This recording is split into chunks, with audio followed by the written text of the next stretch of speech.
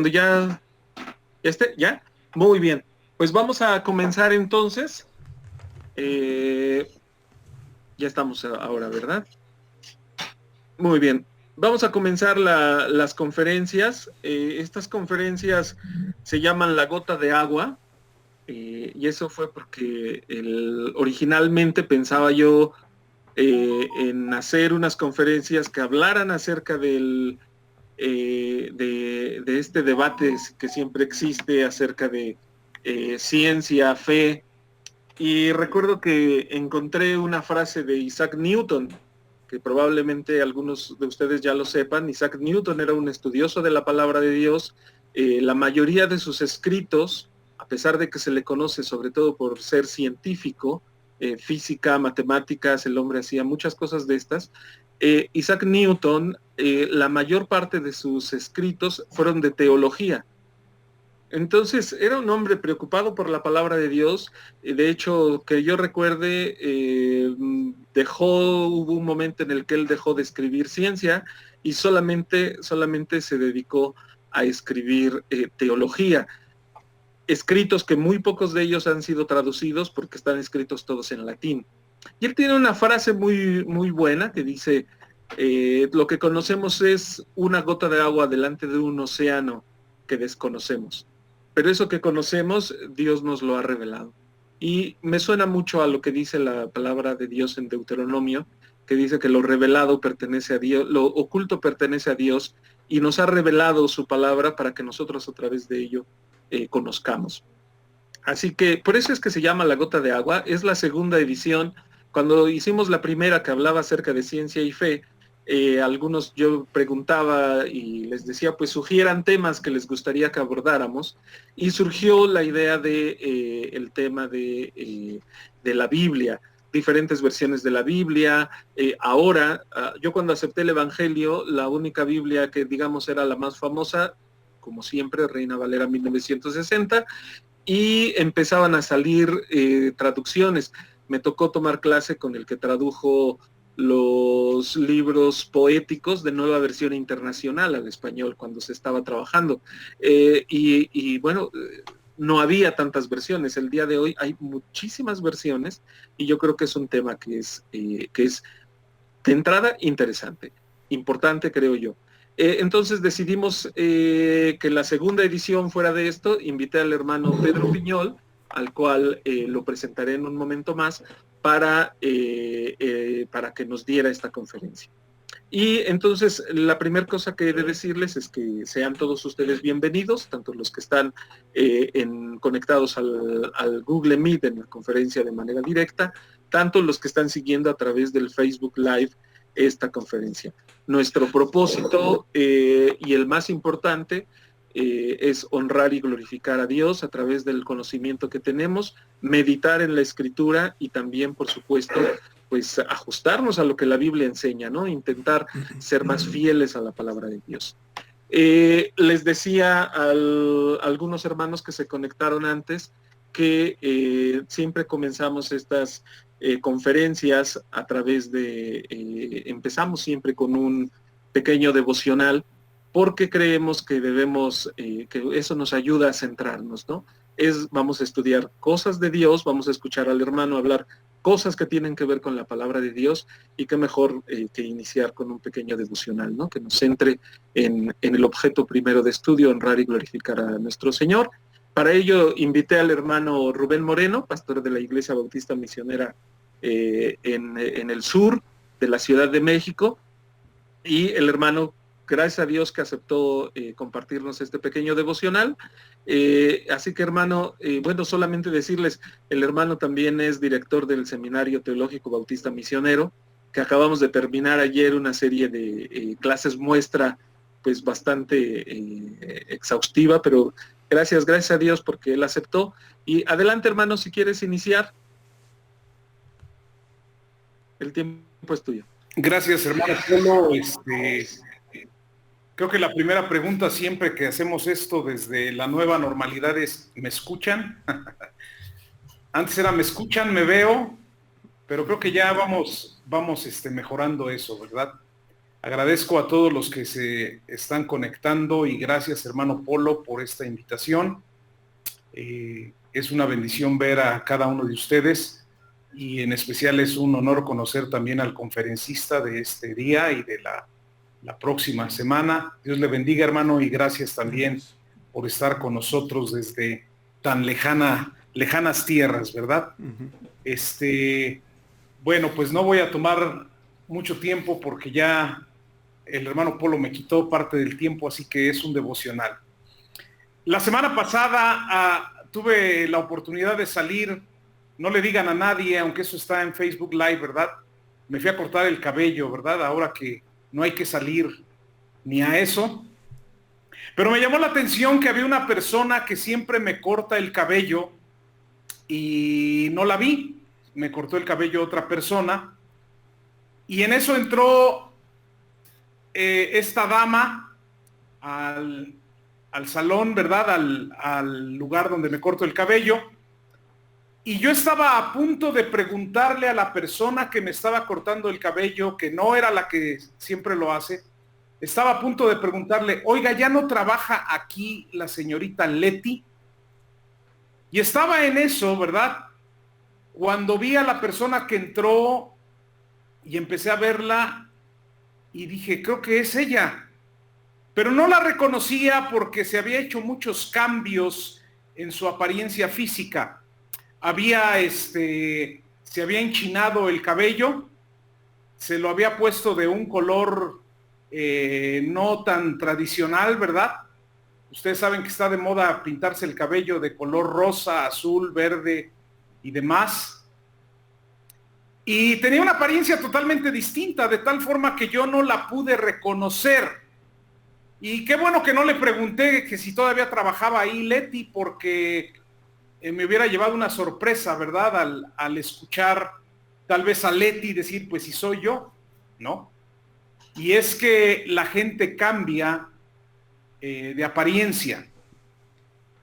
Sin embargo, bueno fuera que nada más la gente cambiara de apariencia, la gente cambia en cosas importantes. Y quiero llamar su atención a un texto que todos conocemos, está en el Evangelio de Juan, capítulo 8, versículo 31. El Evangelio de Juan, capítulo 8, versículo 31, un texto que conocemos todos, pero que quisiera compartir una idea de este pasaje. En realidad son dos ideas. Dice así: dijo entonces Jesús a los Juan 8:31, dice así el texto: dijo entonces Jesús a los judíos que habían creído en él, si vosotros permaneciereis en mi palabra, seréis verdaderamente mis discípulos. Si vosotros permaneciereis en mi palabra, seréis verdaderamente mis discípulos. Y quiero hablar acerca de este tema, permanecer en su palabra. Y esa palabra permanecer es una palabra que usamos mucho, pero es una palabra fuerte, es una palabra dura, es una palabra que implica un gran compromiso. Y quiero que nos quedemos con esta idea: permanecer no es cosa fácil. Permanecer no es cosa fácil. Dice el texto, dijo entonces Jesús a los judíos que habían creído en él. Un grupo de gente religiosa, un grupo que ya estaba adherido, estaba pegado, estaba totalmente entregado a sus costumbres, estaba totalmente entregado el grupo del judaísmo a estos rituales, a estas tradiciones, y que ahora están dirigiendo su mirada al Salvador del mundo, a Cristo Jesús, y habían creído en él. Y ahora que habían salido de esa religiosidad, ahora que habían salido de esos rituales, Jesús les dice que a ellos que habían creído en él si querían ser sus discípulos, debían permanecer en su palabra. Y esto lo dice el Señor Jesucristo, hermanos, porque permanecer no es una cosa fácil. Permanecer no es algo sencillo.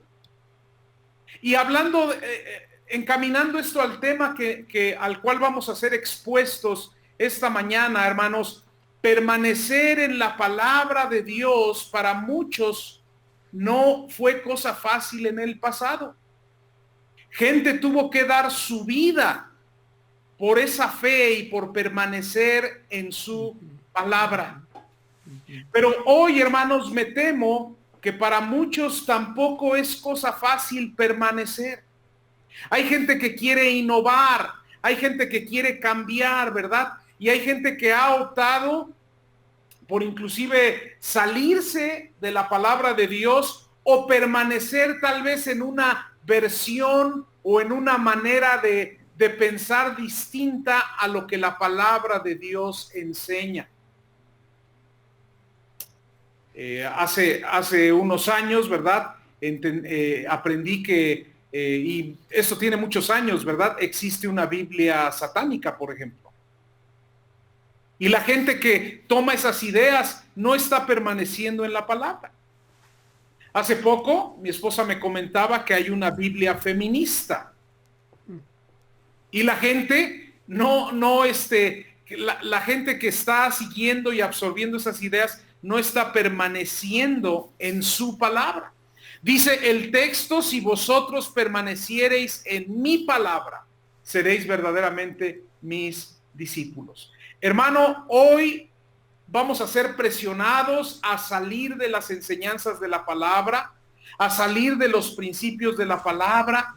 Vamos a ser criticados tal vez por las religiones judaicas, permítame usar la expresión, pues estos eran los judíos que habían creído en él. Y va a haber inclusive gente religiosa, ¿verdad?, que te va tal vez a presionar a que salgas de los principios, a que salgas de las enseñanzas. Hay el hermano es el experto, ¿verdad? Pero inclusive hay versiones de la Biblia que han cortado versículos, que han cortado enseñanza, hermanos, y en realidad debemos permanecer en su palabra, no en tal o cual versión, sino en su palabra. Y es que permanecer no es cosa fácil. Pero una idea más que quisiera compartir, hermanos, es que permanecer implica esfuerzo. Permanecer implica esfuerzo. Hermanos, la cultura en la que vivimos es una cultura de cambio. Y yo decía al principio, bueno, fuera que los cambios tuvieran que ver con el cambio de color de cabello, ¿verdad? Hoy ves en la calle gente caminar con cabello azul, cabello rojo, cabello rosa, pero los cambios están sucediendo en toda la sociedad. Ya no me gusta esta esposa o ya no me cayó bien y cambio de esposa por otra. Ya no hay hijos en los Estados Unidos, ¿verdad? Hay hijos que dicen, ya no me gustó este papá o esta mamá, me voy a separar de ellos, ya no los quiero, ¿verdad? Hoy la gente cambia constantemente, ¿verdad? Si las cosas no resultan, pues cambian, ¿verdad? Si no me gusta a muchas damas, si no les gusta el que están embarazadas, pues cambian su estado, ¿verdad? De pasar de estar embarazadas a no estarlo. Muchos padres, si sus hijos se convierten en una carga, cambian su estatus y los echan a la calle o lo más pronto posible los sacan, ¿verdad?, hacia afuera.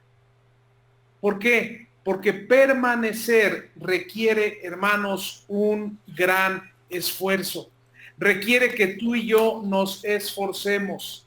Permanecer requiere que tú y yo estudiemos la palabra de Dios, amemos la palabra de Dios, obedezcamos la palabra de Dios. Y por eso el Señor Jesucristo dijo, si vosotros permaneciereis en mi palabra.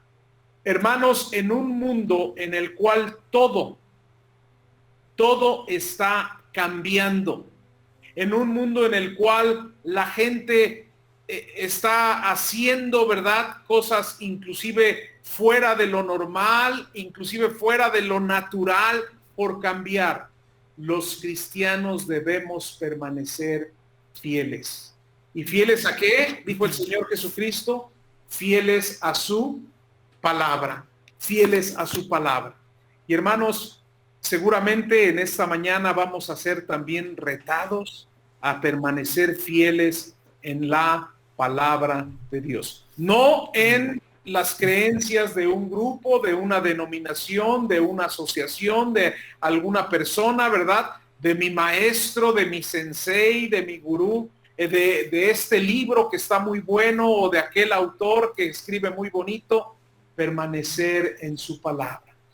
Y eso trayéndolo a nosotros los cristianos, hermanos, e inclusive a ustedes y a un servidor que somos a veces o que somos expositores de la palabra de Dios, me lleva a tener cuidado, hermanos. A veces nos adentramos tanto en algún autor, en algún escritor, en algún pastor, que lo citamos como si fuera la palabra de Dios, y no lo es. Dice el texto, si vosotros permaneciereis en mi palabra. Así que, hermanos, les invito, ¿verdad?, a que estemos muy atentos a las conferencias, teniendo en mente que debemos permanecer en su palabra, ¿verdad? En su palabra. Dios les bendiga.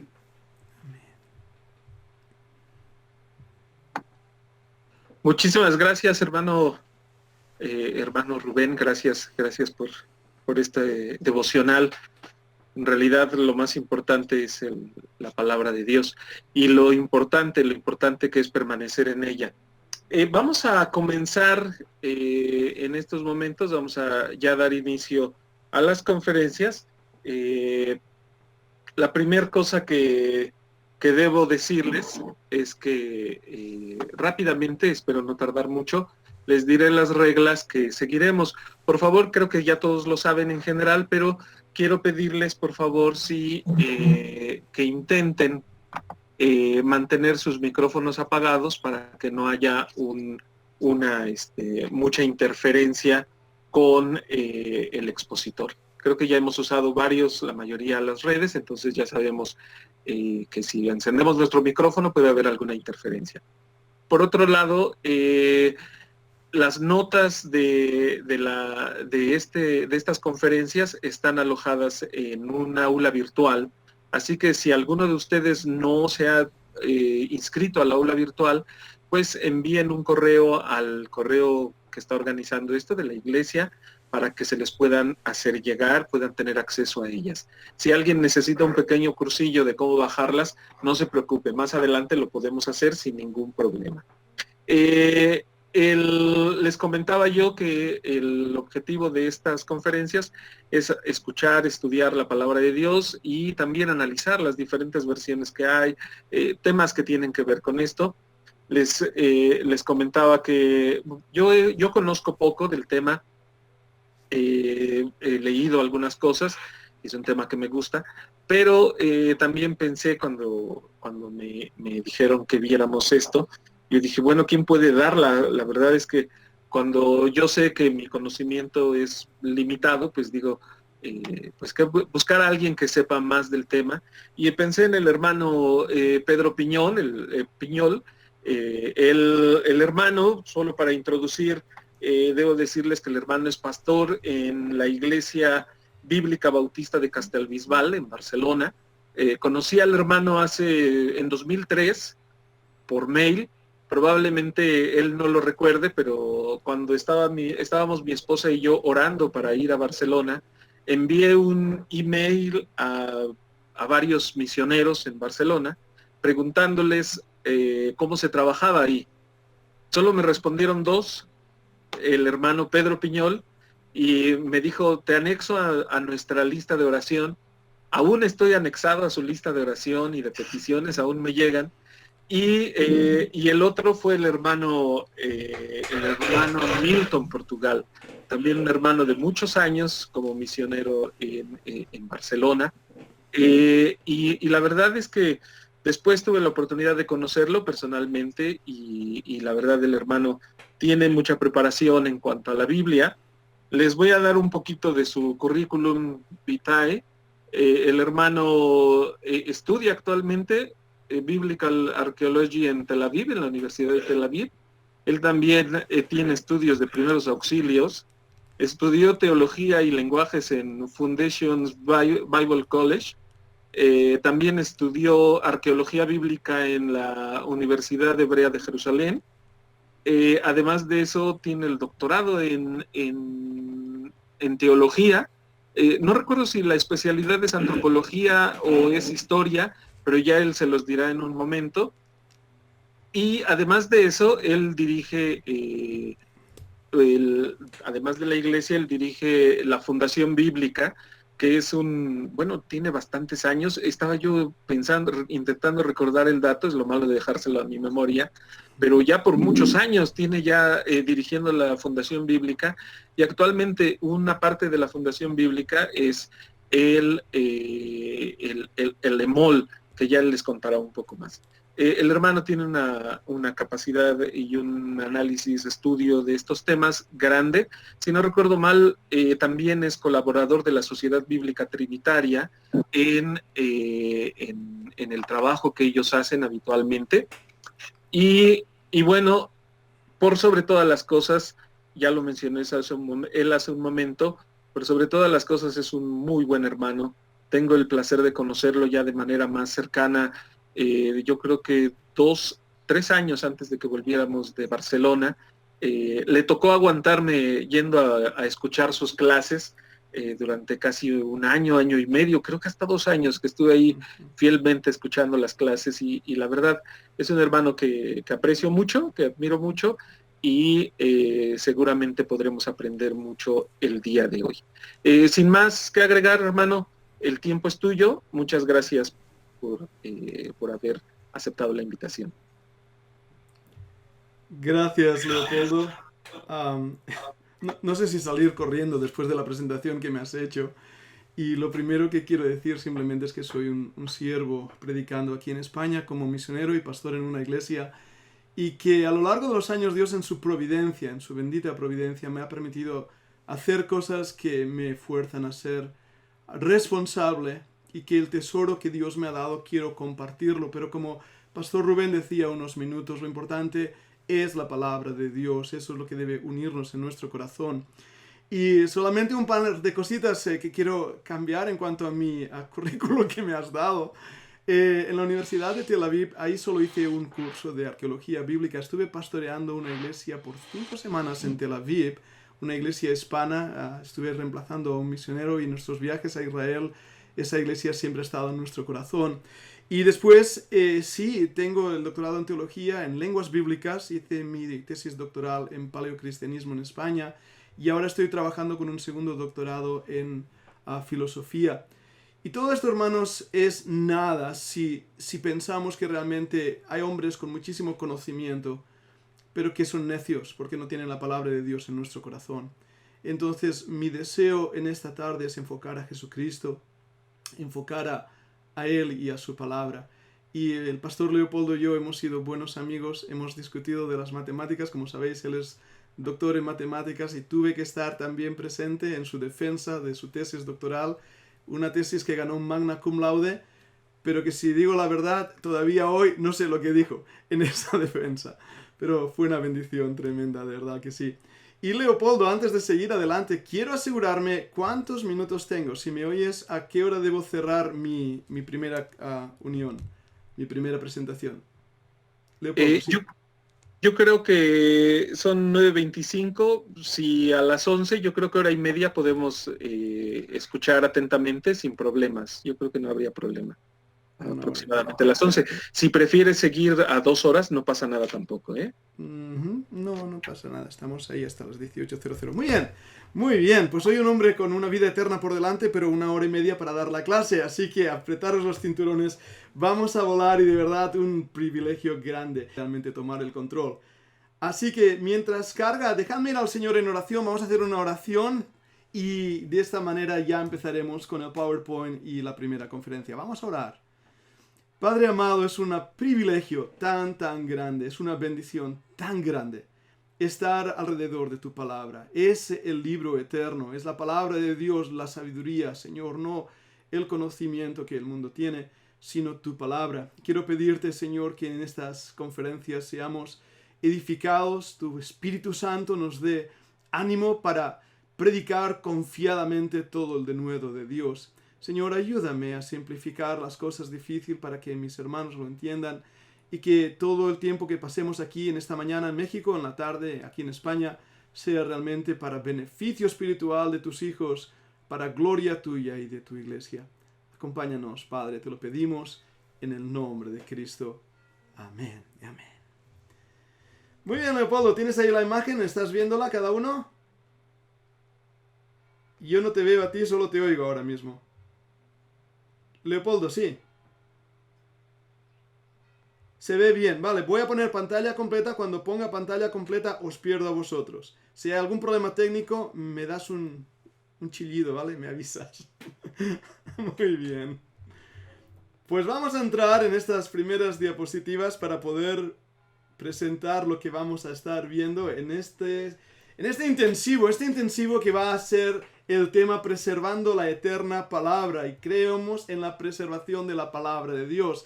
Ahora, lo que he hecho es que este curso es una gota de agua en un mar de conocimiento, y hemos querido compartir con vosotros dos cosas. Una de ellas es un documento de más de 250 páginas en el cual expongo algunas de las diferencias textuales que aparecen no solo en las versiones griegas, sino también en las de castellano, en la lengua castellana. Yo sé que le llamáis español, nosotros le llamamos castellano porque es la lengua de Castilla. Y después también, estoy en México, así que algo que quería deciros: si digo alguna palabra rara que no usáis en México, perdonadme, recordad que mi idioma es el castellano y espero no decir ciertas palabras que sé que a veces son peligrosas de decir ahí en México. Pero tenemos la Fundación Bíblica EMOL, y ahí, a partir de hoy, he empezado un curso que tiene que ver con el texto bíblico y lo que estaremos tratando en estos días. ¿Por qué? Porque hoy solo nos da para dar la superficie. Entonces, en emol.fundacionbiblica.com vamos a poner el PowerPoint y el texto y varios vídeos, uno de ellos que grabé incluso esta semana sobre la crítica textual, y muchos otros vídeos que seguro van a ser de muchísima bendición. En emol.com vas a encontrar otros cursos que pueden ayudaros mucho en el ministerio. Algunos son de pago, y la razón que lo hacemos de pago, francamente, sinceramente, es porque muchas veces lo que es gratuito la gente no lo valora. Entonces hemos puesto un pequeño precio que nos ayuda a mantener la plataforma, pero los precios están dirigidos hacia países de Sudamérica donde los pastores y obreros no tienen miles de dólares para pagar lo que costaría en un seminario de Estados Unidos. Pero el mismo material está ahí, y os invito a que visitéis la página de emol.fundación bíblica. Y también en YouTube estamos subiendo esto y todas las cosas que hacemos. Estamos ahí en nuestro canal de YouTube. Podéis verlo, es Fundación Bíblica, aunque creo que el canal se llama Fundación Bib. Tenemos una sociedad de alumnos donde también en la clase recibiréis los PDF gratuitos, los webinars, y etcétera, etcétera. Ahora, si estás aquí en esta clase, ¿qué necesitas? Espero que todos estemos orando, y hemos estado orando como iglesia, que sea de bendición para cada uno de los que asistan. ¿Necesitas tu Biblia? No vengas a la iglesia sin una Biblia. Y por supuesto, márcala, subráyala. Os quiero compartir también este programa. Si no lo tenéis, os animo que como estudiantes podáis bajarlo, es gratuito. Se llama The Word Software. Si conocéis Logos es carísimo, cuesta no un ojo de la cara los dos, pero este es gratuito, y ahí tendréis muchas de las versiones diferentes que podréis comparar y hacer comparativas. Tomad un bloc de notas también, porque aparte de tener esto, cualquier idea que se os ocurra, pregunta, el bloc de notas va a ser muy importante. Ahora, ¿por qué este curso?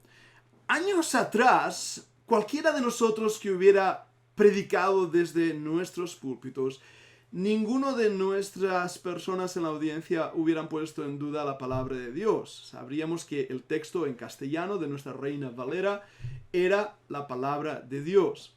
Hoy en día, sin embargo, hay muchas personas que tienen diferentes Biblias en sus manos, o tal vez lo más peligroso, Biblias con comentario, y sé que son una buena herramienta, pero en esos comentarios muchas veces aparecen frases como: este versículo no aparece en los mejores manuscritos, o esta palabra ha sido interpolada. Cuando uno lee esto, entonces la primera respuesta es, wow, me han engañado, me han dado una Biblia errónea. Ahora, ahí está el problema que estoy viendo más y más en las iglesias en general. Él también es uno de nuestros profesores en la Fundación Bíblica aquí en España y enviaba saludos y no lo dije al principio, perdonadme por ello, pero me he acordado ahora, así que lo hago. Muy bien, pues seguimos con nuestra clase. Decía cómo es que buenos hermanos en ambos lugares de la polémica tienen diferentes opiniones. Bueno, esta es la razón. Nuestras presuposiciones afectan nuestras creencias.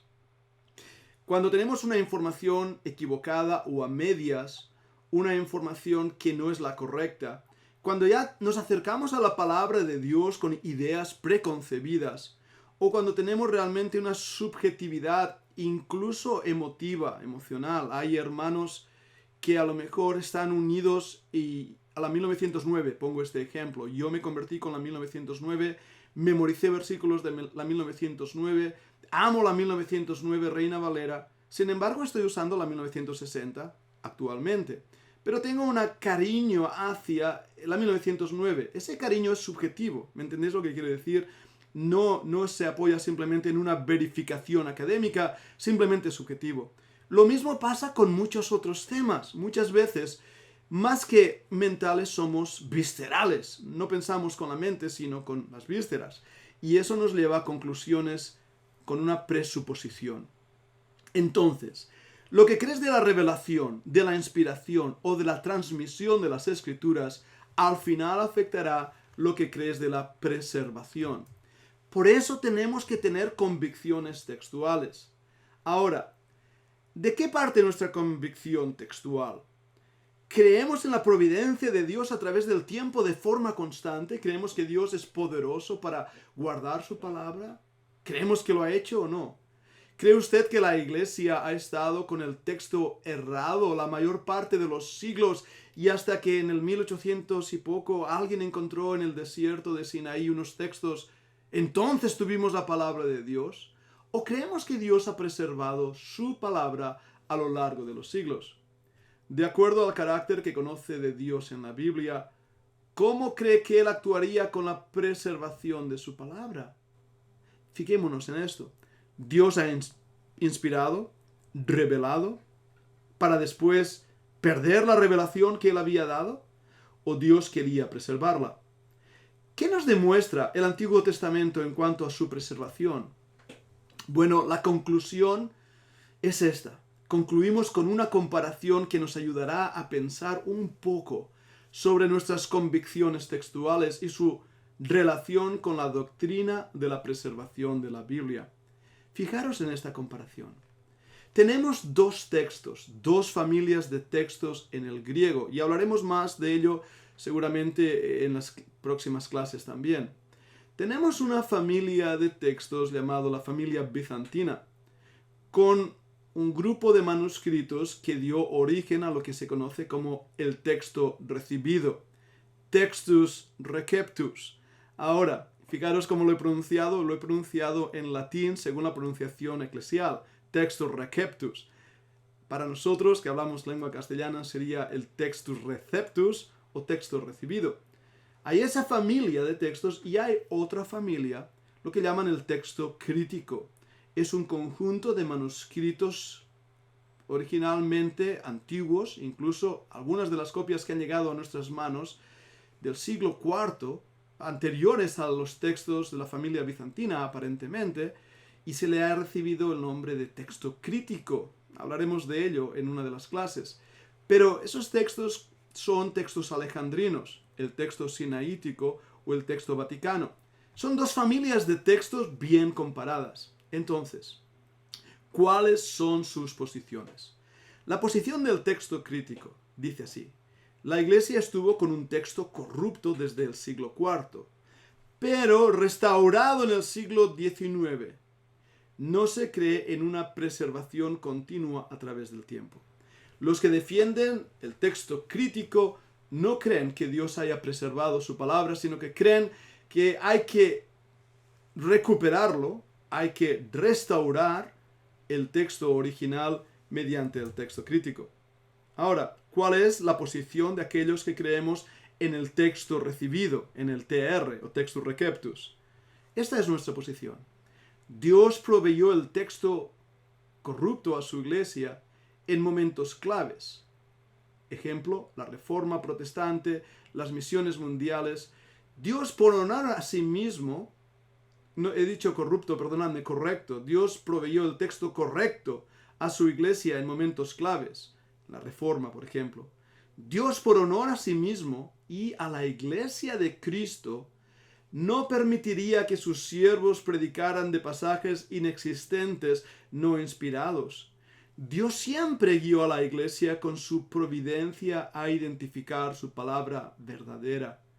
Desde la formación del canon, es decir, la identificación de los libros inspirados, desde ese momento en adelante, tanto como las copias circulantes que preservan su palabra inspirada, Dios no ha perdido su palabra inspirada. No tuvimos que esperar al siglo XVIII o siglo XIX para recuperar el texto sagrado. La posición del texto recibido indica que ya lo teníamos desde un mero inicio. La posición del texto crítico es esta. La Reforma Protestante contaba con un texto pobre con muchas variantes agregadas. Esto es lo que te dicen. Como veremos y tenéis ahí en el informe escrito que os he dado, esto es una falacia, no es así. Los hombres del pasado, dicen ellos, predicaron sobre algunos textos erróneos porque no conocieron los hechos arqueológicos posteriores y las ciencias textuales de comparación de textos. Bueno, en pocas palabras, dicen que los creyentes antiguos eran simplemente no conocedores, ignorantes, y pobrecitos lo que tenían era lo que podían tener. Y incluso aquí hablan de la arqueología, cuando todos sabemos que las piedras hablan y que la arqueología es un amigo del texto recibido. Voy a seguir leyendo. La posición del texto recibido es esta.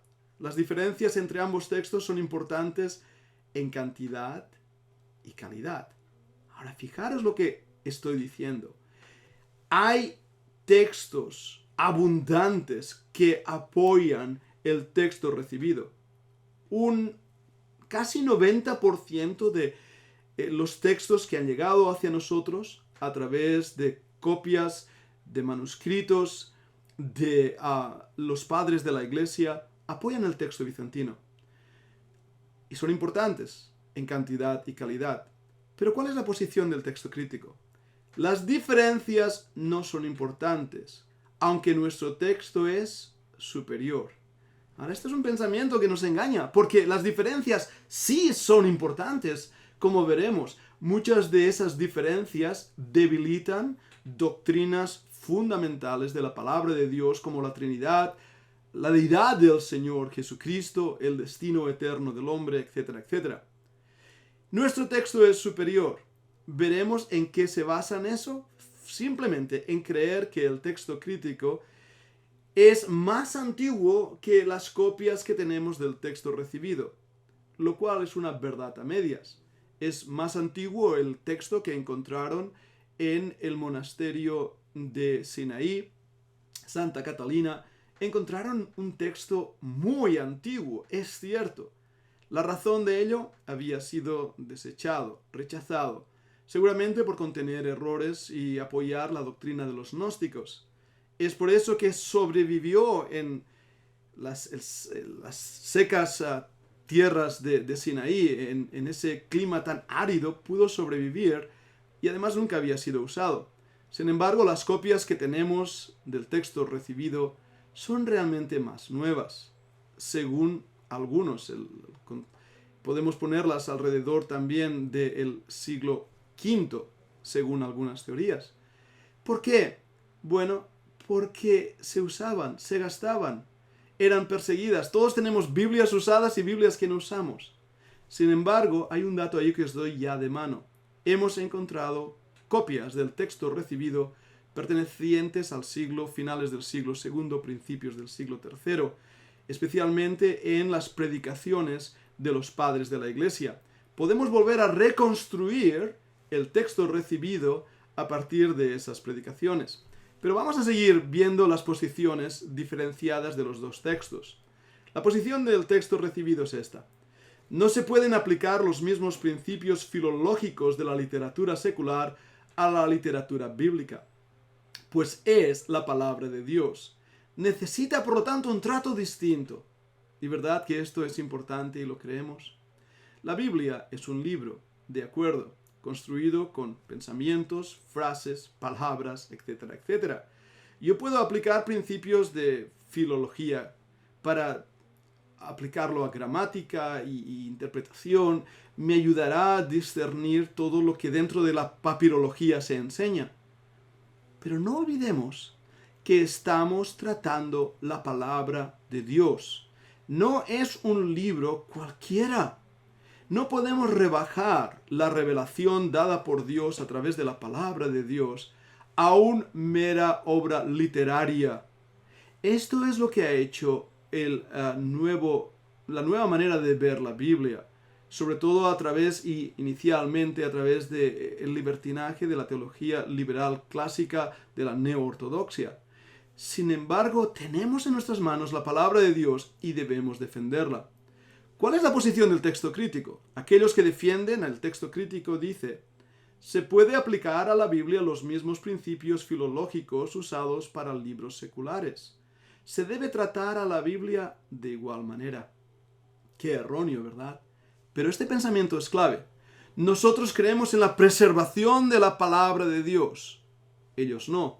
Así que como no creen que Dios haya preservado las Escrituras, tienen que recuperar el texto original utilizando ciertas formas de funcionamiento lingüístico y filológico, a lo cual se le ha llamado la alta crítica. Ahora, un inciso. La crítica textual es una herramienta, es buena. La comparativa de los textos antiguos es vital. Pero cuando la presuposición del hombre que observa y ve esos textos es que esto no es la palabra de Dios, sino una mera obra literaria, esa presuposición, ese espíritu al acercarse a la palabra de Dios va a afectar plenamente, absolutamente, lo que la palabra de Dios enseña. Mira esto. ¿Cuál es nuestra posición? Creemos en una preservación continua. Dios ha guardado su palabra. ¿Cuál es la posición del texto crítico? Creemos en una restauración tardía. Es decir, fue hace relativamente poco que empezamos a restaurar los pedazos del texto. Esa es la visión. Me lleva a la memoria, aunque no está ahí en mis notas, el descubrimiento de los manuscritos del Mar Muerto. En las cuevas de Qumran descubrieron unos pergaminos antiguos y uno de los pergaminos que encontraron unos pastorcillos, unos niños que tiraban piedras a la cueva, escucharon el ruido de unas tinajas que se rompieron, bajaron a la cueva, la curiosidad infantil, y encontraron unos rollos manuscritos. Lo vendieron a un anticuario, me parece que el anticuario le dio, y estoy hablando de memoria, unos $5 o $6 a los niños y fueron felices con ese dinero. Esos muchachos, esos chamacos, como decís ahí en México, habían descubierto uno de los manuscritos más importantes del siglo XX, el rollo de Isaías. El primer versículo que se tradujo de este rollo de Isaías, ese versículo que dice: fui hallado por los que no me buscaban, me hallaron los que no preguntaban por mí. Cuando ese rollo se descubrió, la alta crítica y la gente del mundo académico decía: wow, vamos a descubrir un rollo, un documento que va ahora a cambiar nuestra visión que teníamos del Antiguo Testamento y del cristianismo. Bueno, a veces han pasado ya los años y poca cosa se habla de los manuscritos del Mar Muerto, ¿verdad? ¿Sabéis por qué? Porque los manuscritos del Mar Muerto no nos dieron una nueva visión del cristianismo o del judaísmo, no nos dieron una nueva restauración tardía del texto bíblico, sino que apoyaban al 100% el texto bíblico y la visión del cristianismo que teníamos en nuestros días o también del judaísmo. Por lo tanto, no necesitamos una restauración, necesitamos creer en la preservación de la palabra de Dios. La posición del texto recibido que tenemos es esto. Creemos que a pesar de las pequeñas variantes de los copistas, Tenemos la palabra de Dios definitiva, preservada en griego y en hebreo. Cada una de las palabras que están en ese libro están ahí porque Dios quiso. Ahora, ¿hay variantes?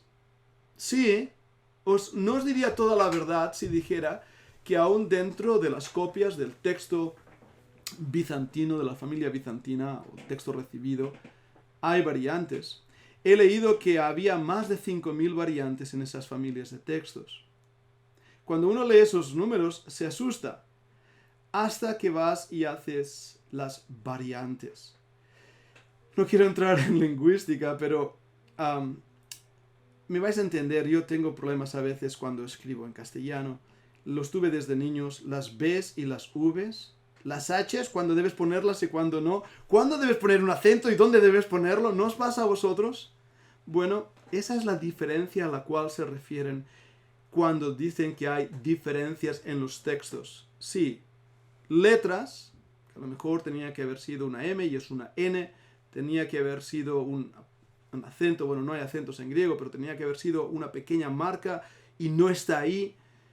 Es esa la gran diferencia. Pero, a diferencia de ello, los textos críticos sí que tienen grandes diferencias entre esa familia de textos. Sospechosamente faltan versículos que hablan de la deidad del Señor Jesucristo, pasajes que hablan del perdón y de la muerte expiatoria de Cristo. Esas son las grandes diferencias que dan miedo. Ahora, ¿cuál es la posición del texto crítico? El texto crítico dice que no es, si escuchad esa palabra, no es definitivo, sino que está en constante evolución. Ahora, por favor, decidme esto, aquellos que creen en el texto crítico. ¿No tengo en mis manos la palabra de Dios? ¿No ha sido Dios poderoso para cuidarla? ¿O debo poner mi confianza en un grupo de monjes o eruditos en una biblioteca polvorienta para que me den el texto sagrado? Dicen esto: nuevos descubrimientos aportarán nuevas modificaciones futuras al texto. Creo que la palabra de Dios no necesita ser modificada. Tenemos la palabra en nuestras manos. Habiendo visto estas diferencias de opinión dentro de los dos grupos de debate, los que defienden el texto recibido y aquellos que defienden el texto crítico, tenemos que establecer algunas tesis. Mi tesis de investigación es esa: Dios ha preservado su palabra a lo largo de los siglos. Fijaros quién lo ha preservado: Dios. Fijaros qué ha preservado: su palabra. Y fijaros en el tiempo en el cual la ha preservado: a lo largo de los siglos. Dejadme leer nuestras notas. De la misma manera que Dios hizo al hombre responsable de copiar los textos originales, le estaba haciendo al mismo tiempo responsable de preservar su palabra. Ahora, ¿qué estoy diciendo aquí? Bien, si mi tesis es que Dios ha preservado su palabra a lo largo de los siglos, debo preguntarme ¿cómo lo ha hecho? ¿Qué herramientas ha utilizado? ¿Ha sido un milagro o ha sido algo que Él ha querido utilizar al hombre también para hacerlo? ¿Encuentro en la Biblia algo que tiene que ver con la soberanía de Dios y la responsabilidad humana? Si es así, ¿convergen ambas en la preservación de la palabra de Dios? En los momentos de apostasía o desviamiento espiritual, los textos bíblicos sufrieron. La gente incluso llegó a olvidarlos. Fue el caso de Nehemías, lo recordáis, ¿verdad? Pero aún así, Dios preservó su palabra de una forma milagrosa. Encontraron la palabra de Dios, las copias que habían realizado. Del mismo modo, hoy en día, los textos bíblicos han sufrido el feroz ataque de la alta crítica. Pero Dios los ha guardado y preservado, cumpliendo así su promesa que ni una jota ni una tilde de la ley faltará a su palabra eterna. En segundo lugar, por todos los inicios hasta ahora presentados, parece que el texto recibido es el texto con menos errores y que puede ser trazado hasta el año 200 después de Cristo. Qué importante es este dato. Tenemos que acercarnos a estudiar la Biblia con nuestro corazón en primer lugar, también con nuestra mente. No os dé miedo a hacer preguntas. No os dé miedo. Investigad ello y descubriréis que el texto recibido, o la familia de la cual proviene el texto recibido, podemos encontrarla hasta el año 200 después de Cristo. Ahora, en cuanto al modo o forma que Dios preservó el texto, parece ser que la copia de los originales es la clave. Bien, y lo veremos ahora, no tenemos los originales. No los tenemos. Menos mal, porque creo que los adoraríamos, creo que los besaríamos, los gastaríamos. Ahí en Jerusalén, cuando vas a ver teóricamente donde pusieron a Cristo, la iglesia del sepulcro, hay una piedra de mármol justamente en la entrada. Y cuando tú entras ahí, hay un montón de gente arrodillada, besando, tocando esa piedra de mármol, porque la tradición dice que allí pusieron el cuerpo de Cristo. Es una piedra. Hay en la Vía Dolorosa en Jerusalén un lugar donde aparentemente Jesús apoyó su mano porque se caía mientras andaba en la Vía Dolorosa. Y a propósito, los arqueólogos sabemos que esa no era la Vía Dolorosa. Pero hoy en día esa piedra, no se exagero, tiene como 10 centímetros que se ha ido gastando hacia adentro porque la gente va y pone la mano. Vete a saber las manos que han puesto ahí. Si tuviéramos los originales de la Biblia, los gastaríamos, los adoraríamos. Ahora, Dios dio al hombre la responsabilidad de copiar los textos originales para que de esta manera pudiéramos tenerlos hoy. Dios dio al hombre esa responsabilidad. Esta responsabilidad fue dada al hombre de parte de Dios. Esto estaría de acuerdo también a la idea de una doble paternidad de las Escrituras, y hablaré de esta doble paternidad en esta clase. Ahora bien, muchos teólogos creen en esta, conservadores, y eso entra en armonía en la soberanía divina y la responsabilidad humana. Dios usó al hombre para darnos un libro eterno, usó al hombre temporal y mortal para darnos un libro sin errores, sin nada que pudiera turbar nuestra paz. Hay un escritor conocido, B.B. Warfield, y él declaró que solamente los originales fueron inspirados e inerrantes, pero no las copias de estos originales.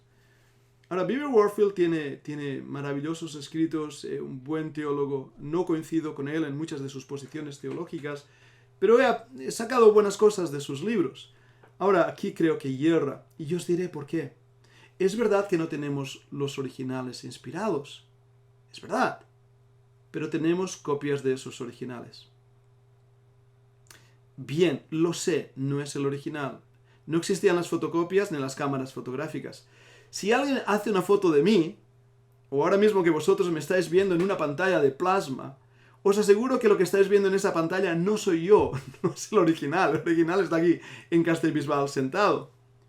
Pero no hay duda alguna que sí, soy yo. ¿Entendéis lo que quiero decir? Lo mismo pasa, no tenemos los originales, no, sí, lo sé. Pero tenemos algo que es idéntico a los originales, una copia fidedigna de esos originales.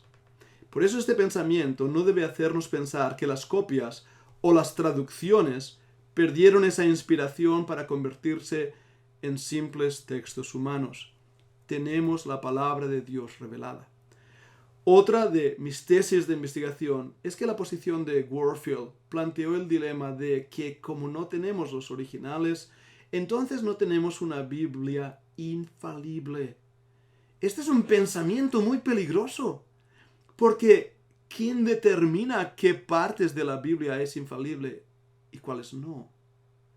En la neortodoxia, algunos de los teólogos como Karl Barth, Paul Tillich, Bullman, enseñaban que la Biblia contiene la palabra de Dios. Ahora, fijaros bien en esa frase que la dejan ahí suelta y cae como a la ligera. La palabra de Dios es la palabra de Dios. La Biblia es la palabra de Dios. Cuando uno dice contiene, entonces tienes que determinar qué es la palabra de Dios y qué no lo es. Sí, de acuerdo, en la Biblia hay palabras del diablo, Satanás, lo que él dijo queda registrado. Hay palabras de hombres necios, queda registrado. Hay dichos de filósofos, queda registrado. Hay dichos de la nación de Israel y ahí quedó registrado. Todo eso no eran palabras de Dios, eran palabras de los hombres, pero vinieron a formar parte de la palabra de Dios, de la Biblia, porque Dios, que inspiró ese libro, quiso que esas palabras estuvieran allí.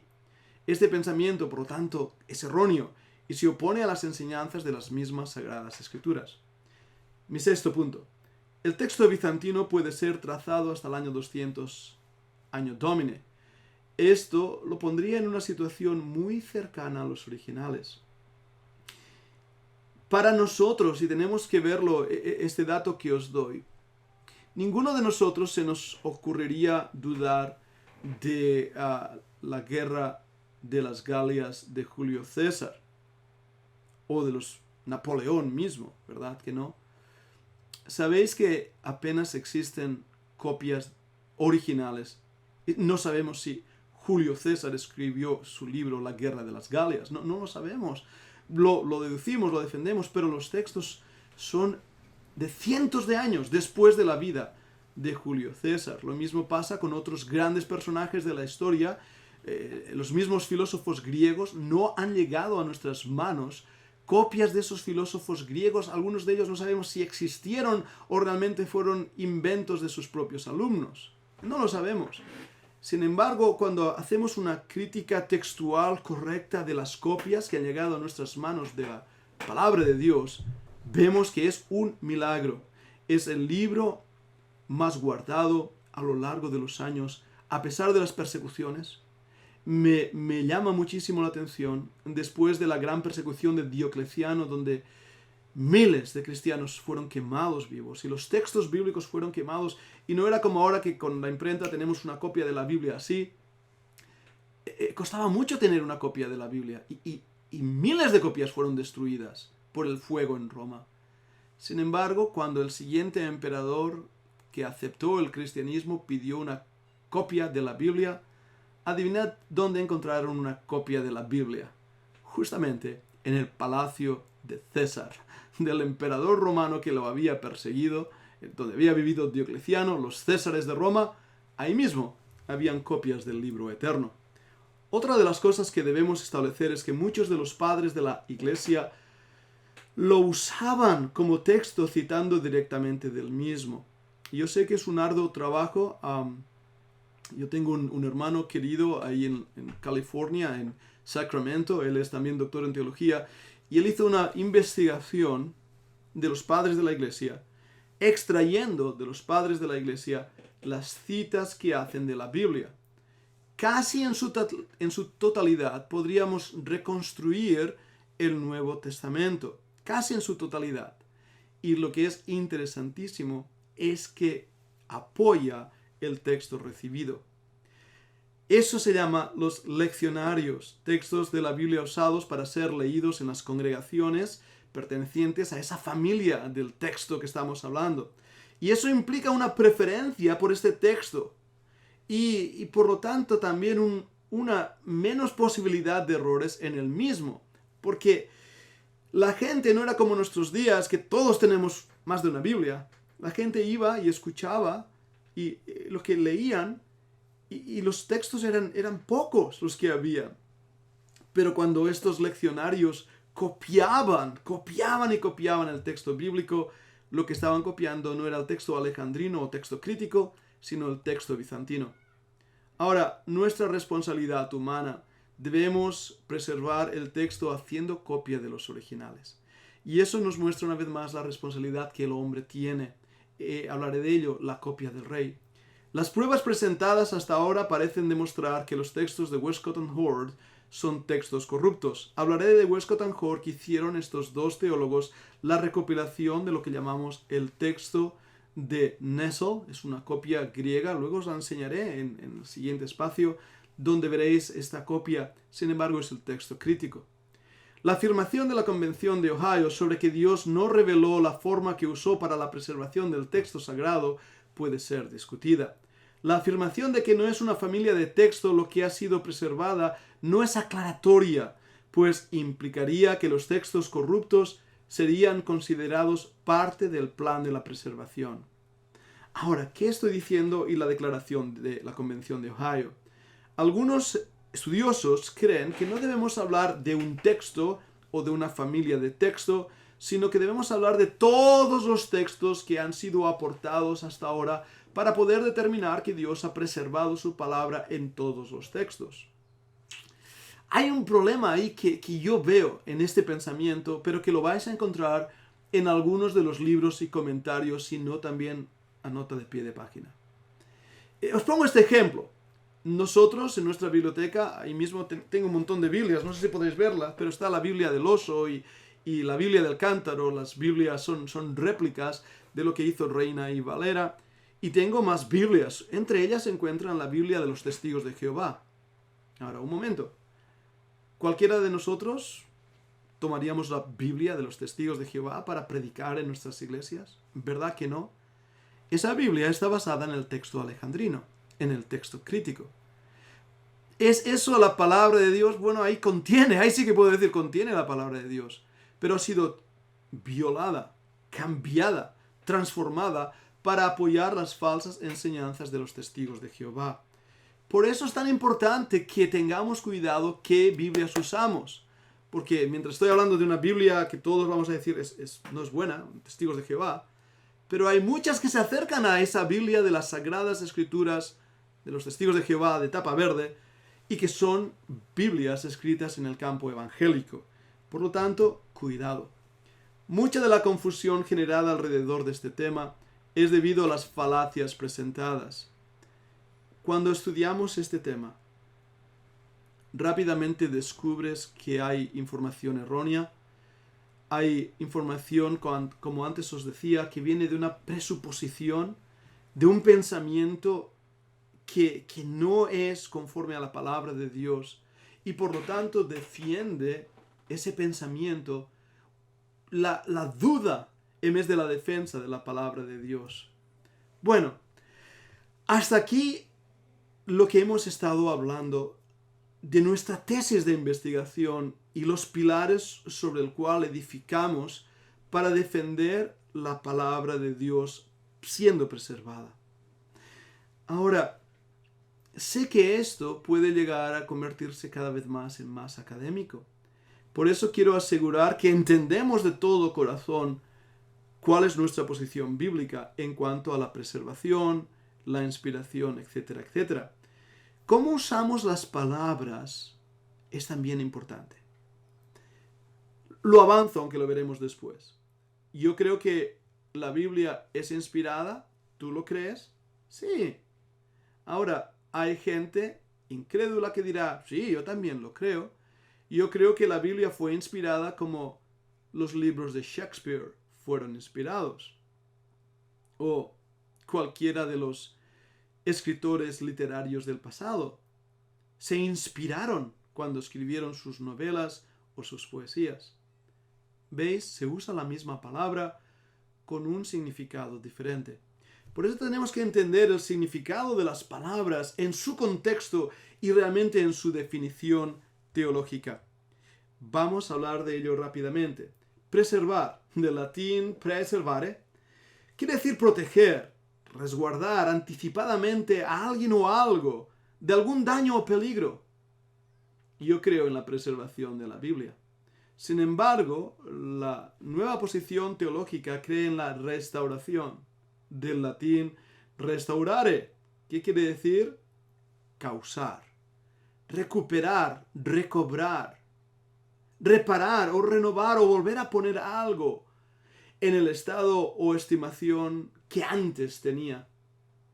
¿Os dais cuenta la diferencia de palabras? Nosotros creemos en la preservación. La crítica textual moderna, el modernismo, cree en la restauración del libro eterno. Ahora, vamos a avanzar más. ¿Fue preservada por Dios a través del tiempo o fue restaurado posteriormente por el hombre a través de la crítica textual? ¿Qué podemos decir acerca del texto griego original del Nuevo Testamento? Y tú me dirás, un momento, pero he venido aquí para escuchar de las copias en castellano. Sí, pero el problema no empieza en el idioma de Castilla, empieza en el idioma de la antigua Grecia, o aún va más allá, empieza en el problema del hebreo y del arameo. Por eso la lingüística bíblica es tan importante. Ahora, ¿qué vamos a descubrir? Ya hemos descubierto un montón de cosas y espero que estéis ahí conmigo. Como os decía, yo solo veo el PowerPoint. Si alguno se ha dormido, no voy a verlo hasta ahora. Pero vamos a descubrir cosas juntos en este 45 minutos más o menos que me queda. Vamos a definir términos importantes, vamos a hablar de la revelación, de la inspiración, que es la preservación. Nuestra hoja de ruta es la siguiente. Empezaremos viendo la revelación, iremos después a la inspiración y luego por último a la transmisión. Tenemos que entender bien, porque lo que crees de esta doctrina determinará tu trato bíblico del texto bíblico. Quiero decir que lo que crees de la revelación, la inspiración y la transmisión afectará tu misma vida espiritual. Tenemos que ver la transmisión, tenemos que ver cómo Dios ha revelado las diferentes versiones que han llegado hasta nuestras manos. Pero vamos a empezar con este término, la revelación. La Biblia es literalmente la palabra de Dios con las siguientes características. Es revelada, es autoritaria, es verdad, es infalible. En 2 Timoteo 3, 16 al 17, dice toda escritura. No dice alguna o parte, dice toda escritura. Es inspirada por Dios y útil para enseñar, para reprender, para corregir, para instruir en justicia, a fin de que el hombre de Dios sea perfecto, equipado para toda buena obra. La palabra inspiración quiere decir exhalar. Es útil para la vida diaria y para la vida eterna. Pero mira ahí en 2 de Pedro 1, 20 al 21. Pero ante todo sabed esto, que ninguna profecía de la Escritura es asunto de interpretación personal, pues ninguna profecía fue dada jamás por un acto de voluntad humana, sino que hombres inspirados por el Espíritu Santo hablaron de parte de Dios. ¿Cómo preparó Dios a esos hombres? ¿Qué es lo que hizo Dios para que esos hombres pudieran convertirse en herramientas para darnos el libro eterno? Vemos primeramente que fueron escogidos aún antes de su nacimiento. Dios sabía en su providencia, en su preanticipado conocimiento, que esos hombres iban a ser útiles en sus manos. Por eso preparó sus trasfondos, a Moisés, a Pablo, y también utilizó sus diferentes personalidades y preparación, Juan y Pablo. Tenemos que ver, y aquí me adelanto porque hablaré de ello cuando hablo de la doble paternidad, pero tenemos que ver que cuando Dios utilizó a estos hombres, no les anuló. Vemos sus características tanto del lenguaje como de personalidad. ¿Qué es la revelación? Dios se autodesvela, es lo que quiere decir revelar. Y al hacerlo expone su mente, su corazón. Si Dios no hace esto, el hombre quedaría sin conocimiento de él. Si Dios no se hubiera revelado a través de su libro, de la Biblia, no tendríamos conocimiento de quién es Dios. La revelación general, la naturaleza, nos da un conocimiento vago de quién es Dios, pero no sabríamos de su Hijo, de su muerte expiatoria, de su Santo Espíritu, sino es a través de esta palabra revelada. Pero hay más. La Biblia es la revelación del carácter de Dios, sus propósitos. Es por eso una revelación especial. La revelación de Dios puede ser general, disponible para todo el mundo en un momento dado en el tiempo, como la naturaleza que antes hablaba, pero puede ser especial. Es una revelación de Dios a personas específicas. La Biblia, milagros, las teofanías, las manifestaciones visibles, etcétera, etcétera, lo sabemos porque Dios nos lo ha dado a conocer a través de su palabra. Ahora, hay otras maneras en que Dios da a conocer. Sí, hay pasajes en la Biblia que nos habla de sueños y visiones. Sabemos que Dios habló en sueños y visiones hasta que la revelación de la Biblia cesó y por lo tanto ya ahora no hay sueños o visiones en los cuales Dios se revele. También en las teofanías, Éxodo 3. La palabra teofanía proviene de dos vocablos. El primero es theos o phainos, que quiere decir theos, Dios, y phaino, hacer visible o aparecer. Hay también palabras divinas dadas a Samuel cuando, recordad ese pasaje, Dios habla a Samuel directamente. El dictado divino, cuando Dios dicta unas palabras en Jeremías capítulo 36, ahí tenemos Dios mismo dictando. Tenemos los profetas, los apóstoles enviados por Dios, pero la expresión máxima de cómo Dios se ha revelado es su Hijo. Hebreos capítulo 1, versículo 2, o el mismo libro de Apocalipsis, la revelación de Jesucristo. Eso en cuanto a la revelación, pero entendamos también en nuestra hoja de ruta la definición de la inspiración. Esta es una palabra sumamente importante. La inspiración. Dios, sobrenaturalmente, movió el corazón y la mente de los autores humanos para plasmar su revelación, usando aún las palabras que Dios quería usar de forma infalible, sin error, quiere decir infalible. La inspiración fue dada de forma infalible, inerrante, plenaria, quiere decir en todas las ideas, pero también verbal, en todas sus palabras. Tanto en el Antiguo Testamento como en el Nuevo Testamento, ambos fueron inspirados. La inspiración de la palabra ha sido definida como verbal, cada palabra, no solo el contenido de las ideas, como algunos dicen, sino que cada palabra. Y si Dios ha inspirado cada palabra, ¿no pensáis que Dios es poderoso para guardar cada palabra? También es plenaria. Y cuando hablamos de que la Biblia es plenaria en su inspiración, quiere decir en su totalidad. Es infalible, que no puede errar en lo que asevera o afirma. Es inerrante, que no contiene errores. En los documentos originales no hay errores.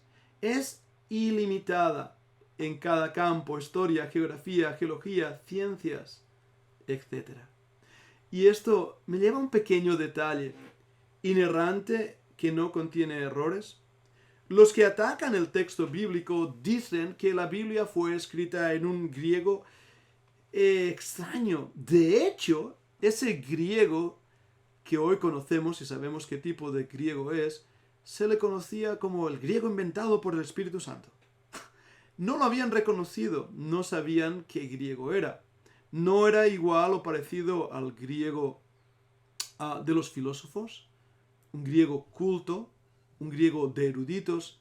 Era un griego extraño, incluso aparentes problemas textuales de ortografía, palabras que no se conocían. Era un griego muy extraño.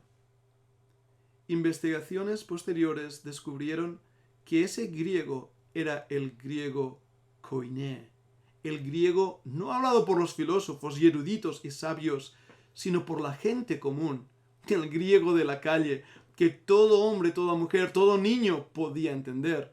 De hecho, si recuerdo bien, hay unas 5.200 palabras en griego en el Nuevo Testamento, y tú puedes leer el Griego Testamento y su riqueza de vocabulario es grande, pero es sencilla. Mi profesor de griego en el seminario, el Dr. Talmud Spence, había viajado a Turquía, Israel y otros lugares buscando en piedras, lápidas, documentos, palabras relacionadas con el koiné. Esa fue su investigación. Y las encontraron. Por lo tanto, hoy en día sabemos que el texto griego de la Biblia, el koiné, era un griego sencillo. Pero no por eso inventado, sino un griego real. Eso fue una nota adicional. Vamos a ver el Antiguo Testamento. Los profetas declararon que sus escritos eran las palabras de Dios dada a ellos. Mira Isaías. 20 veces dices Dios, dice. Jeremías 100 veces. Ezequiel 60 veces. Malaquía 25 veces. Oseas, Joel, Jonás, Miqueas, Sofonías, Ageo y Zacarías comienzan con las palabras del Señor. Ellos sabían que el mensaje que estaban transmitiendo era el mensaje de Dios. Cuando vemos en el Nuevo Testamento, Cristo aceptó el Antiguo Testamento en su totalidad para que se cumplieran las Escrituras. Tal vez después, y no lo hago ahora por falta de tiempo, pero marcad esos versículos en Marcos 14:49, Juan 3:18, 17:12. Cristo citó las Escrituras. Lucas 4:16 al 21, Mateo 15:3 al 6, Lucas 24, 25 al 27, Mateo 23, 35, Juan 5, 39. Cristo dio a la Biblia, el Antiguo Testamento, la autoridad que Dios mismo le estaba dando. Y él sabía que no había perdido el texto sagrado, aunque en sus manos muy probablemente no costaba el texto masorético como ha sido traducido de nuestras Biblias, sino muy probablemente Jesucristo utilizó la Septuaginta, la famosa traducción al griego. De hecho, cuando Cristo menciona y cita el Antiguo Testamento, no menciona los versículos citándolos del texto masorético, sino los cita del texto griego de la Septuaginta. Por eso vais a encontrar que a veces hay diferencia de traducción entre versículos del Nuevo Testamento y del Antiguo Testamento, aunque los versículos del Nuevo Testamento están mencionando versículos del Antiguo Testamento, simplemente por la citación de dos traducciones diferentes del original. Ahora, hay algunas teorías acerca de la inspiración y no todas son buenas. Una es la teoría natural. Establece que los autores de la Biblia fueron inspirados de la misma forma que un autor de libros es inspirado. Lo que antes os decía de Shakespeare, o de Espronceda, o de cualquiera, Milton, cualquiera de los literatos antiguos.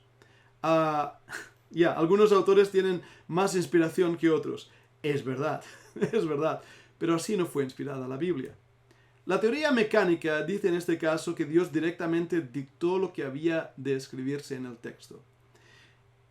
La teoría mecánica intenta proteger a la Biblia, porque cuando uno dice Dios usó herramientas pecaminosas para escribir un libro santo, ese pensamiento asusta. Pero Dios no usó robots. Por eso la teoría mecánica es errónea. Cuando uno lee los manuscritos, te das cuenta que Juan, Pablo, Lucas, el médico amado, tenían diferentes personalidades, diferentes caracteres y diferente campo cognitivo, diferente entendimiento. Lucas, por ejemplo, en su Evangelio y también en el libro de Hechos, utiliza un montón de palabras que son de origen médico. Incluso cuando hay en el capítulo 28 de Hechos que narra cómo Pablo va a hundirse en esa nave y cómo tuvieron que sostener la nave y hacer lo posible para enmendarla, utiliza palabras que se utilizan para la sanación de un hueso roto. Utiliza vocablos no de marinería, no del mar exactamente, sino de la medicina antigua. Y eso nos muestra el carácter de Lucas. Dios no usó a robots, usó herramientas y protegió su palabra a través también de proteger el carácter de esas herramientas. Hay la teoría del contenido. Solo el contenido o el concepto general fue inspirado. Una vez más, creemos en la inspiración verbal y plenaria. La teoría parcial, solo porciones de la Biblia fueron inspiradas. Lo que antes os decía, ¿la Biblia contiene la palabra de Dios? No, la Biblia es la palabra de Dios. La teoría de reglas espirituales dice que solo los conceptos espirituales y de ética fueron inspirados. Algunos, por ejemplo, cuando hablan del milagro de los panes, cuando ese niño dio al Señor Jesucristo lo que él tenía, su merienda para esa tarde, esa teoría de reglas espirituales te dirá, bueno, ahí el niño lo que hizo fue inspirar a otros a que hicieran lo mismo, siguieran su ejemplo. Y de esta manera Jesucristo multiplicó los panes y los peces. Él no hizo un milagro, sino que fue una inspiración para ayudar, un ejemplo. No es lo que mi Biblia dice. Dios es poderoso para crear el cielo y la tierra, no va a crear más bocadillos para todo el mundo. Bueno, sigamos. La teoría verbal y plenaria. Toda la Biblia fue inspirada y cada palabra fue inspirada. Bueno, una observación hago. ¿Puede haber inspiración sin revelación? Sí. Lucas 1 al 4 es buen ejemplo de ello. Me encanta Lucas. Lucas me gusta, ¿no? Él estudia, tiene a un amigo, Teófilo. La palabra Teófilo quiere decir amante de Dios. No sabemos bien quién era, pero sabemos que Lucas investiga. Hay cosas que son ciertísimas entre ellos y ha oído. Y Lucas no es uno de los 12, pero sabe que debe investigar y proyectar y presentar los hechos verificados, y lo hace en su Evangelio y también en el libro de los Hechos. Lucas es el primer historiador, más que Plinio el joven, Plinio el viejo, o Tácito. Él es el primer historiador que nos da no una revelación a diferencia de otros profetas que vemos en el Antiguo Testamento, sino una investigación. Pero esa investigación fue guiada, dirigida por la soberanía de Dios, inspirada por la soberanía de Dios, y tenemos el resultado de su Evangelio y el libro de Hechos, dándonos las palabras de Dios en esos dos libros.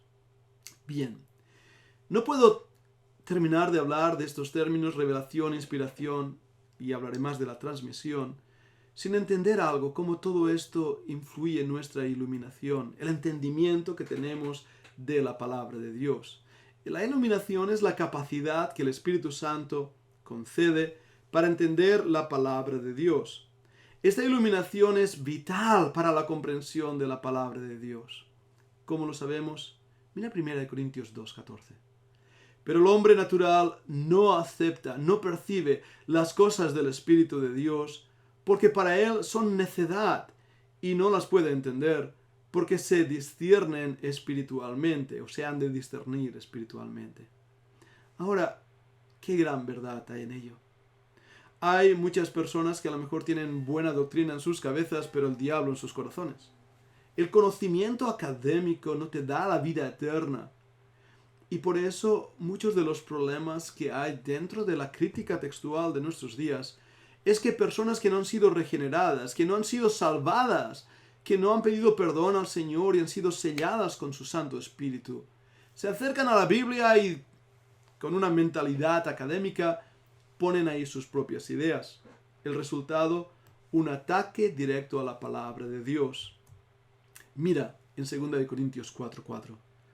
Dice así, en los cuales el Dios de este mundo ha cegado el entendimiento de los incrédulos, para que no vean el resplandor del Evangelio de la gloria de Cristo, que es la imagen de Dios. Ciegos, guías de ciegos, cegados por el mentiroso. Como dice una hermana que trabaja en nuestra iglesia y trabaja con los pequeñines de la iglesia, el mentiroso. Es así, siempre mintiendo, siempre engañando. ¿Ha dicho Dios? ¿Lo ha dicho realmente? Poniendo dudas sobre la palabra de Dios. La revelación, la inspiración y la transmisión nos llevan a una conclusión: la inerrancia de la palabra de Dios. Las copias originales no tuvieron error en cualquier área que hicieron referencia. Cuando la Biblia habla de historia, es correcta, de geografía, de arqueología, etc. Y que me encanta el sentido del humor que el Señor tiene. Os doy un dato que os puede ayudar en esto. Pilato, mencionado en la Biblia, fue creído como un personaje inventado más o menos hasta el año 1967, hace ya 53 años de ello. Hasta ese año Pilato no existía. ¿Por qué? Porque no habían registros arqueológicos de él. Sin embargo, una piedra conmemorativa encontrada en el fondo de uno de los lagos ahí en Israel mencionaba el nombre de Poncio Pilato. La arqueología mostró una vez más que la Biblia tenía razón. Pero no hace falta ir a 50 años atrás. En el año 2017, los arqueólogos de la Universidad de Jerusalén y del Centro de Historia de Israel descubrieron algo que les impactó. Un palacio.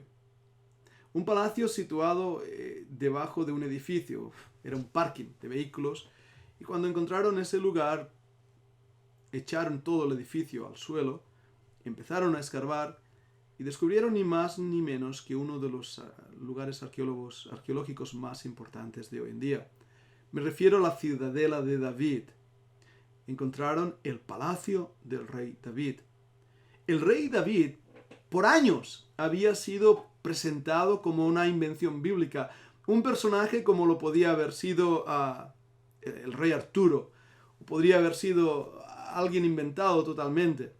Superman, si me permitís decirlo.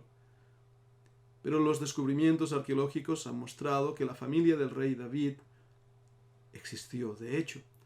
Hoy, esta misma mañana, he leído un descubrimiento arqueológico que han encontrado telas mezcladas o bañadas con un tinte especial mencionado en la Biblia. Esas telas que han encontrado pertenecían a las familias reales de Israel. La Biblia no se equivoca. No necesitamos que la pala de un arqueólogo nos descubra una nueva verdad. La Biblia ya la tiene. Vale, plenariamente verbal, inspirada en todas sus palabras. Ahora, hay un dato que os doy. Del año 1978 se creó el Concilio Internacional de Infalibilidad Bíblica. Se reunió en Chicago. Definió la infalibilidad bíblica de esta manera y leo la definición. Dice así. Un momentito. Cuando todas las cosas sean conocidas y puestas a la luz, se demostrará que los escritos originales de la Biblia no contienen error alguno en ningún área, ya sea en relación a doctrina bíblica, histórica, ciencia, geografía, geología o cualquier otra disciplina del conocimiento. La Biblia tiene razón. Podemos, por lo tanto, confiar en ella. Porque la Biblia es única en su origen, única en su unidad del tema, es única en su actualidad y difusión, es única en su supervivencia. La Biblia es única en su carácter literario, es única en su carácter moral, es única en su confirmación arqueológica, es única en el cumplimiento exacto de las profecías. La Biblia es única en su valor histórico. Evidencia de la resurrección es un buen ejemplo de ello. Es única en su poder de cambiar vidas. La Biblia es un libro confiable. Es el aliento de Dios. Cuando leemos, ahí en Timoteo, las palabras que son inspiradas por Dios, es el término griego theopneustos. Quiere decir el aliento de Dios. Eso es una contraposición con los textos no inspirados.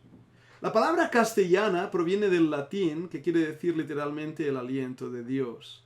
Inspirar, es decir, la propia respiración de Dios. Es verdad que esta palabra solo aparece una vez en el Nuevo Testamento. También lo hace en el Antiguo Testamento, en el libro de Job. Versículo 32, versículo 8, donde leemos: ciertamente espíritu hay en el hombre e inspiración del Omnipotente los hace que entiendan. Ahí encontráis la palabra inspiración. La palabra hebrea que se usa aquí es la palabra neshamah. Esta palabra tiene también el significado del aliento del Omnipotente. Youngs es un lingüista inglés, presenta esta palabra como una palabra de forma pasiva, es decir, la traduce es respirado por Dios. Ciertamente espíritu hay en el hombre y es respirado por Dios, el Omnipotente, y lo hace que entienda. Ahora, unas cuantas definiciones. La inspiración no es revelación. Tal como lo expresa también el Dr. Charles Hodge, la revelación es el acto de comunicar conocimiento divino a la mente, pero la inspiración es el acto de ese mismo espíritu controlando aquello que hicieron posible que ese conocimiento fuera impartido a otros. Por lo tanto, hay una relación entre la revelación, la inspiración, la transmisión. ¿Cómo esa revelación ha llegado a nosotros? Esa relación no puede ser quebrantada. En el momento en que esta relación se rompe, se quebranta, entonces hemos atacado el fundamento de la palabra de Dios. Cuando estudiamos el original de estas palabras, lo entendemos aún más. La palabra revelación proviene de la palabra hebrea galach, que quiere decir descubrir. En el griego este término es apocalypto, desvelar. La palabra inspiración, tal como hemos dicho anteriormente, proviene de la palabra griega theopneustos y tiene el significado de aliento de Dios. Una segunda diferencia que debemos también ver entre estas dos palabras es su propósito. Mientras que revelación significa comunicar conocimiento, inspiración asume la seguridad de la infalibilidad en la enseñanza. Nunca hubiéramos conocido la verdad sin esa revelación. Los efectos de ambos, por lo tanto, son también diferentes. La revelación hace que el que lo recibe sea más sabio la inspiración nos preserva del error en la enseñanza.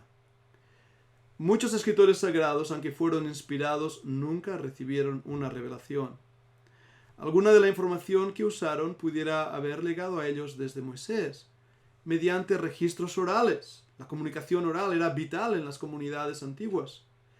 Pero Dios intervino, inspirándoles cuando estos registraron dichos registros en el libro eterno. A este respecto es interesante notar las palabras de Augustus Strong en su Teología Sistemática. Nos dice esto y voy a leer la cita. Dice así: la inspiración puede que a menudo contenga revelación, o la comunicación directa de Dios de una verdad a la cual el hombre no podría haber llegado con su propio poder. Puede incluir iluminación o el despertar de las virtudes cognitivas del hombre para poder entender una verdad que ya había sido revelada. La inspiración, sin embargo, no siempre tiene por qué incluir ni la revelación ni la iluminación. Es simplemente la influencia divina, la cual asegura la transmisión de una verdad necesaria en el futuro. Y según la naturaleza de la verdad que ha de ser transmitida, puede ser que sea implemente una inspiración de superintendencia o pudiera ser también al mismo tiempo una inspiración de iluminación o revelación. Vale. ¿Qué he leído? Básicamente es lo que hemos estado hablando. Dios revela. Él utiliza la inspiración para darnos esas palabras que transmiten la revelación. Pero si no es porque su Santo Espíritu nos lleva a un entendimiento de esas palabras, nunca hubiéramos entendido lo que nos estaba revelando. A la vez, la inspiración no es iluminación. Las palabras de Strong nos traen a nuestro siguiente punto. En palabras del reverendo Gray, cada creyente regenerado ha sido iluminado en el simple hecho que ha sido hecho morada del Espíritu Santo. Pero eso no quiere decir que cada creyente sea inspirado, ya que solo lo fueron los escritores del Antiguo y del Nuevo Testamento. La inspiración no está sometida a grados, siendo en cada caso el mismo aliento de Dios, expresándose a sí mismo a través de la personalidad humana. Cuando Génesis dice en el principio creó Dios los cielos y la tierra, es igual de inspirado y de verdad que cuando leemos en el libro de Lucas o Hecho lo que dice Lucas, que él investigó los eventos. Por otro lado, la inspiración no es el genio humano. Es una habilidad recibida por los escritores del Antiguo y Nuevo Testamento, dirigiéndolos y habilitándoles para poder escribir esos libros. Y esto no aconteció en ningún otro hombre, en ningún otro tiempo y para ningún otro propósito. Ningún genio humano o erudito que conozcamos pudo introducir sus escritos con la fórmula «así dice el Señor» o con palabras similares. Pero estas fueron palabras usadas repetidas veces por los escritores bíblicos. Dios nos dio su palabra. Así dice el Señor. La extensión y el modo de la inspiración nos abre la necesidad de un estudio más profundo sobre el tema de la paternidad de las Escrituras. Es decir, la necesidad de un examen de la definición de la inspiración con todos sus amplios detalles. Citando a otro escritor, Oliver Bulwell, dice esto: los escritos sobre este tema hacen una distinción clara entre el tema de la extensión de la inspiración y el tema del modo o la forma en que esta inspiración fue llevada a cabo. Hay pues dos temas a tratar. ¿Hasta qué punto son estos libros las mismas palabras de Dios? ¿Y cómo Dios hizo para que los diferentes libros de la Biblia fueran escritos? Estas dos preguntas marcan el entendimiento de la paternidad de las Escrituras. A eso le llamamos la extensión y el modo de la inspiración. Voy a avanzar. En Mateo 5 y versículo 18. Porque de cierto os digo que hasta que pasen el cielo y la tierra, ni una jota ni una tilde pasará de la ley hasta que todo se haya cumplido. Mateo 5, 18. Palabras del Señor Jesucristo. me hago una pregunta a mí mismo. Creo esto. Creo que ni una jota ni una tilde pasará de la ley. Pero Señor, ¿cómo lo hiciste? ¿Cuándo lo hiciste? ¿Dónde lo hiciste? ¿De qué forma lo hiciste? Proverbios 30, versículos 5 y 6. Toda palabra de Dios es limpia. Él es escudo a los que en Él esperan. No añadas a sus palabras para que no te reprenda y seas hallado mentiroso. Señor, entiendo que tu palabra es limpia. Entiendo que es escudo porque espero en ti y en tus promesas, y tu palabra es una promesa que me has dado. Pero Señor, me adviertes que yo no añada, que yo no quita de tu palabra. Pero ¿ha añadido alguien a tu palabra? ¿Alguien ha quitado de tu palabra a lo largo de los siglos? 2 Timoteo 3:15. Que desde la niñez has sabido las sagradas escrituras, las cuales te pueden hacer sabio para la salvación por la fe que es en Cristo Jesús. Toda la escritura es inspirada por Dios y útil para enseñar, para redarguir, para corregir, para instruir en justicia, a fin de que el hombre de Dios sea perfecto, enteramente preparado para toda buena obra. Señor, creo esto. Creo que toda esta escritura es inspirada. Pero Señor, ¿dónde está esta escritura? ¿Qué texto debo leer, comprender? Yo soy el alfa y la omega, principio y fin, dice el Señor, el que es y el que era, el Todopoderoso. Señor, lo creo. El alfa y la omega son dos palabras griegas. ¿Por qué no utilizas el hebreo para decir yo soy el Aleph, el Tau? ¿Por qué utiliza el griego yo soy el alfa y la omega? ¿Y cómo traduzco esto en mi lengua? ¿Yo soy la A y la Z? ¿Por qué el alfa y la omega? En Apocalipsis 22, 18. Yo testifico a todo aquel que oye las palabras de la profecía de este libro. Si alguno añadiere a estas cosas, Dios traerá sobre él las plagas que están escritas en este libro. Si alguno quitare de las palabras del libro de esta profecía, Dios quitará su parte del libro de la vida y de la santidad de la santa ciudad y de las cosas que están escritas en este libro. ¡Wow! ¡Qué miedo da el juicio de Dios sobre aquellos que quitan de su libro eterno! Sin embargo, algunas de las versiones que circulan y se venden en las librerías evangélicas de nuestros tiempos han quitado las palabras del libro eterno. Hemos dicho y creído en una inspiración verbal y plenaria. El aspecto verbal de la inspiración nos asegura la veracidad y exactitud de cada palabra individual en los manuscritos originales de los 66 libros de la Biblia. ¿Lo creemos? ¿Creemos en una inspiración verbal y plenaria? Porque si creemos en esto, nos llevará a otra conclusión. Nos llevará a creer que Dios ha preservado su palabra. Mencionando de nuevo a mi profesor, el Dr. Talmage Spence, dijo esto en una de nuestras clases y lo copio también de su libro The Quest for Christian Purity. Dice así: los aspectos plenarios de la inspiración de las Escrituras nos dan la certeza de la veracidad de la totalidad de las Escrituras en los escritos originales. Cada escritura en armonía con la otra.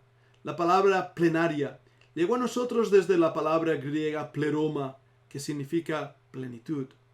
No solo está la veracidad individual de cada palabra, inspiración verbal, pero también la totalidad de la plenitud de la veracidad y de la inspiración. Toda la escritura es inspirada por Dios. Así que la inspiración de las escrituras contiene tanto la totalidad como cada parte por separado. La palabra pleroma aparece también en otros pasajes de la escritura, en Mateo 1:22, Juan 7:8, 1 de Juan 1:4. Tenemos la completa y plena revelación de Dios en la Biblia, por lo tanto, no necesitamos ninguna otra revelación externa ni extraordinaria. El error carismático de nuestros días: Dios me ha hablado, he tenido una visión, he tenido un sueño, he oído una voz. Tenemos toda la revelación en la palabra inspirada de Dios, sellada ya, y que no podemos ni quitar ni añadir. Debemos, por lo tanto, obedecer el mandato dado por Dios, donde en Deuteronomio 4:2 y Apocalipsis 22:8, 18, no debemos añadir ni extraer de la palabra de Dios. Ahora, en estos ya 10 minutos, si me soportáis 10 minutos más, vamos a hablar de la tecnicalidad de la transmisión. La transmisión de la palabra de Dios nos debe hacer pensar en un concepto que cuando lo digo suena peligroso, pero entended lo que quiero decir. Dios es soberano, pero ha hecho al hombre responsable. Dios es quien establece la paternidad de las Escrituras. El hecho de darnos una revelación especial y una revelación específica viene de Dios. Pero Él no anuló al hombre, quiso incorporar al hombre en esa transmisión. Por eso hablo de la doble paternidad de las Sagradas Escrituras. Fijaros en esto en 1 de Pedro 1:21. Porque nunca la profecía fue traída por voluntad humana, sino que los santos hombres de Dios hablaron siendo inspirados por el Espíritu Santo. El Espíritu Santo es el autor de la Biblia y sin embargo, Dios usó de instrumentos humanos también. Estos hombres santos, unos 40 en total, depende a quién leas, pero unos 40, mantuvieron sus propios vocablos y personalidad. Pero el Espíritu Santo, que les conocía, reveló la verdad a través de cada individuo y a través de cada identidad individual. El doctor Henry Smith dice lo siguiente: Dios habla tanto a través de la personalidad como a través de los labios de su mensajero. Dios no anuló la pluma que tomó en sus manos, el bolígrafo, el lápiz. Cada uno de esos instrumentos hubiera escrito diferente, con tinta o con grafiti. Hubiera escrito en un papel gordo o en un papel más delgado. Cada instrumento que Dios tomó en sus manos era diferente. Pero las palabras escritas por ese instrumento eran las palabras de Dios. Añadamos a esto las palabras de Jim Gray. Dice lo siguiente: podemos añadir a la palabra personalidad todo aquello que le acompaña, la época en la persona vivió, su contorno, su nivel de cultura, su temperamento y todo el resto. Tal como lo expresa Wayland Hoyt, la inspiración no es una compulsión mecánica, grasienta, espasmódica, que les aconteció a los escritores sacros, sino más bien una influencia dinámica divina sobre sus facultades que actúan libremente, para que el producto final se mantuviera inerrante, es decir, sin error ni falta. Es limitar al Santo de Israel decir que Él no es capaz de hacer esto sin convertir al ser humano en un autómata. ¿Cómo puede ser posible que aquel que había creado al ser humano como un ser libre no le diera una oportunidad para moldear sus pensamientos en niveles de lenguaje y así expresar su voluntad de una forma inerrante, sin destruir aquello que él mismo había hecho? Bien, en esta transmisión podemos ver que se une la revelación, la inspiración y nos lleva a la preservación. Una doble preservación también, por supuesto que sí. ¿En qué? Principios de la preservación bíblica, la copia del rey. Dios utilizó herramientas para copiar su palabra. De hecho, cuando menciono la copia del rey, le fueron dados mandamientos a los sacerdotes y al rey de Israel a que tuviera su propia copia para leer. Dios quiso que sus palabras fueran escritas en un libro, en el mismo libro de Job, primer libro escrito en la Biblia, nos lo menciona, en ese pasaje que nos recuerda a esa resurrección de Jesucristo. Pero Dios va a utilizar herramientas que hay aquí, entre ellas el papiro. La palabra papiro, de ahí viene la palabra papel, es una palabra del griego biblión, el libro o rollo, y es la raíz de la palabra biblos o bublos, de la cual vendrá nuestra Biblia. Quiere decir realmente libros del papiro que procede de la palabra papel. El papiro era una planta que crecía al lado del río Nilo y que era montada y encolada entre sí, haciendo diferentes niveles, y ahí se utilizaba para escribir. El papiro era frágil. Ahora fijaros, y esto no está en mis diapositivas, pero un dato que encontré el año pasado y estuve investigando sobre esto, se encontraron unas máscaras funerarias de Egipto, sabéis, por ejemplo, Tutankamón y su máscara funeraria de oro, ¿verdad que sí? Pero los pobres no tenían máscaras funerarias de oro, lo que tenían eran máscaras hechas con lo que hoy sería papel maché, es decir, tomaban papiro y lo utilizaban para hacer una máscara y pintaban sobre ella. Pero tomaban documentos escritos en papiro y estos documentos, como si fuera papel maché, hacían estas máscaras. Hay miles de estas máscaras, son muy populares. Un grupo de arqueólogos se dio cuenta que esas máscaras contenían escritos antiguos. Y a través de un proceso que casi parece ridículo, mojaron las máscaras con agua y jabón, una disolución, y recuperaron los papiros, los escritos originales.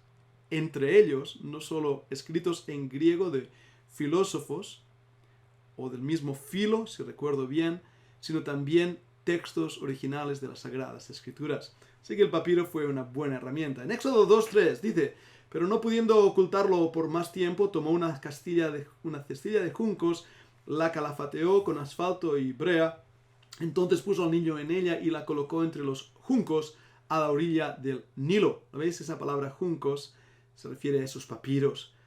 En Job 8:11, puede crecer el papiro sin cenegal, puede el junco crecer sin agua. Y vamos a 2 de Juan 1:12. Aunque tengo muchas cosas que escribiros, no quiero hacerlo con papel y tinta, sino que espero ir a vosotros y hablar cara a cara para que vuestro gozo sea cumplido. Notar aquí la palabra papel. La palabra papel es chartes, es una hoja de papel hecha de papiro. Y las hojas pegadas tenían un rollo aproximado entre 6 y 10 metros de largo. Había algunos de hasta 40 metros de largo. La papirología, y esto es para otros estudios, es apasionante. Es realmente, uno se siente como Indiana Jones cuando estudia los documentos antiguos. Tenemos también el pergamino, que es el papiro, fue usado hasta el siglo 6-7. El pergamino usado para el tiempo del Nuevo Testamento era el pergamino de la ciudad de Pérgamo.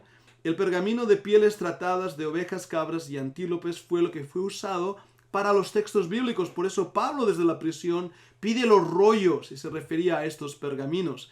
Cuando vengas, dice en 2 Timoteo 4:13, cuando vengas trae la capa que dejé en Troas con Carpo y los libros, especialmente los pergaminos. La versión antigua creo que dice los rollos. El velum, que era hecho de piel de ternera. Ahora, cuando hablamos de los textos bíblicos más recientes, vamos a hablar del Codex Vaticanus y el Codex Sinaiticus y el Codex Alejandrinus. Y estos son libros de páginas como los nuestros ya a partir del siglo III. Eso es lo que encontramos en los escritos antiguos. Bien, voy a parar aquí al entrar en las características de la Biblia, simplemente para mencionar básicamente cómo Dios va a usar las herramientas, cómo va a usar las formas de escritura para darnos una revelación, una inspiración, para mostrarnos la lealtad de esa revelación. Y eso nos llevará, y estoy encaminándolo en esa dirección, a darnos cuenta que si Dios quiso utilizar todas esas herramientas y formas para darnos su inspiración, revelación autoritaria, Él va conclusivamente a darnos algo importantísimo: la preservación de esos textos originales. Cómo Dios puede haber revelado, inspirado, para después perder lo que Él había inspirado o revelado. Y vamos a descubrir entonces cómo las traducciones de la Biblia, de este libro maravilloso, también Dios ha tenido un propósito. ¿Y qué debemos hacer para escoger la mejor de esas traducciones? Muy bien.